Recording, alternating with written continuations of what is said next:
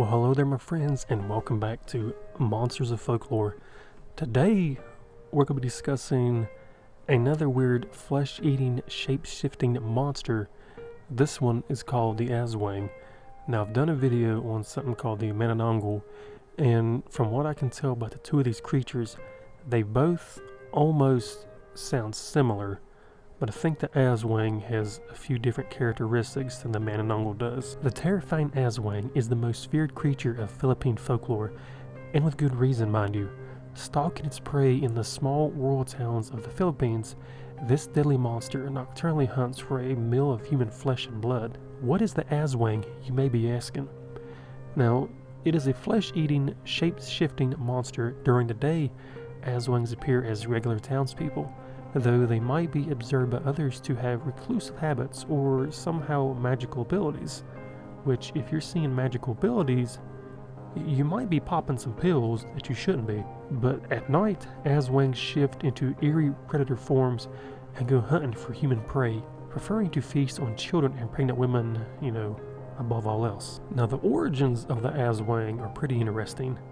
The Aswang was born out of Philippine folklore with stories of this terrifying creature dating back to at least the 16th century, with Spanish explorers created the first written record of the monster.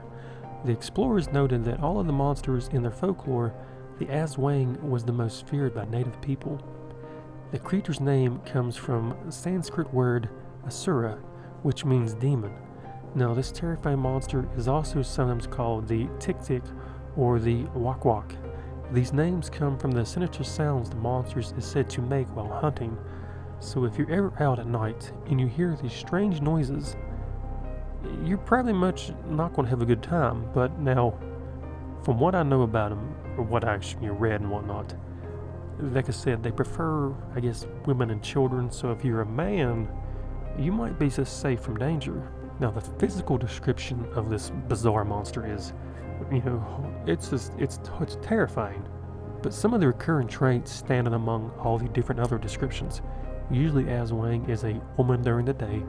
At night, however, it may appear as a bird, a pig, or a dog. No matter which animal it takes, an Aswang will differ from a regular animal in various disturbing ways. Most Aswangs have long, proboscis-like tongues and are frequently described as, walking with their feet backwards. They have also been depicted as being so thin they can hide behind bamboo posts. Now, this is where the Man-Eating and the Aswang kind of differ. The Man-Eating, it's a woman, but she splits her top half from her bottom, and the bottom just kind of drags with her, but they got the tongues and all that stuff just like the Aswang does. Now, some of the interesting things about the Aswang is its most fearsome ability is its knack for blending in with its victims. During the day, Aswangs look naturally just like regular people. Although they are generally shy and somewhat reclusive, they can have jobs, friends, and even families. So you're not safe anywhere. During the night, Aswangs shift into a form that is better suited for hunting. Different regional versions of this creature are said to take different forms. The tik-tik and the wak-wak became, large birds, while the zegbin, sometimes described simply as a companion of the monster, takes on the form of a Tasmanian devil. Aswangs have always been reported shifting into pigs and dogs, to kind of, blend in. If you've seen a pig or a dog, you wouldn't think it's going to be some kind of crazy monster. Now, in addition to shape-shifting, Aswangs have the ability to transform the appearance of other objects.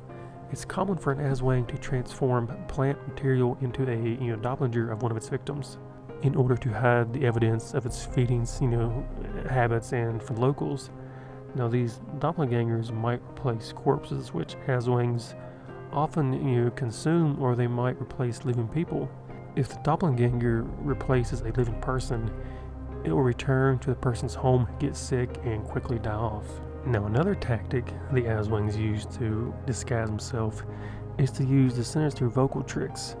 As the fearsome predator gets closer to its victims, its call gets quieter and quieter, so the victim thinks, that the monster's getting further away when it's actually almost right up on top of you.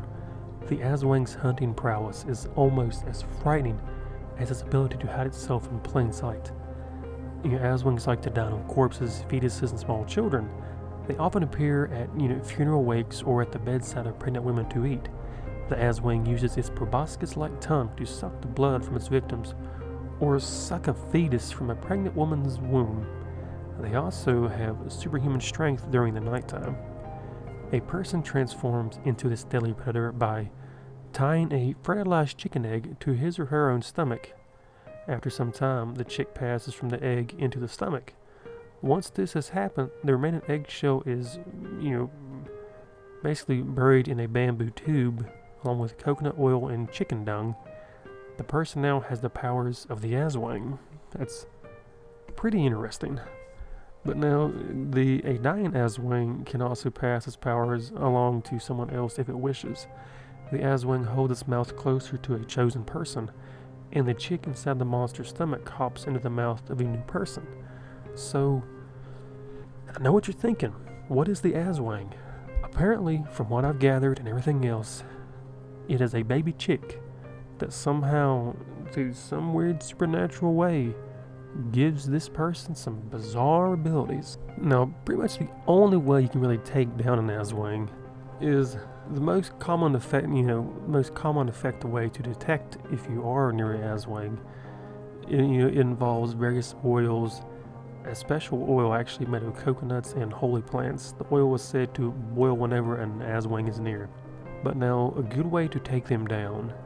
They are repelled by garlic and religious artifacts, and it's one of their weakest things to do to them during the daytime when they're in their human form. But they can be killed by decapitation or being struck with a whip made from a stingray's tail.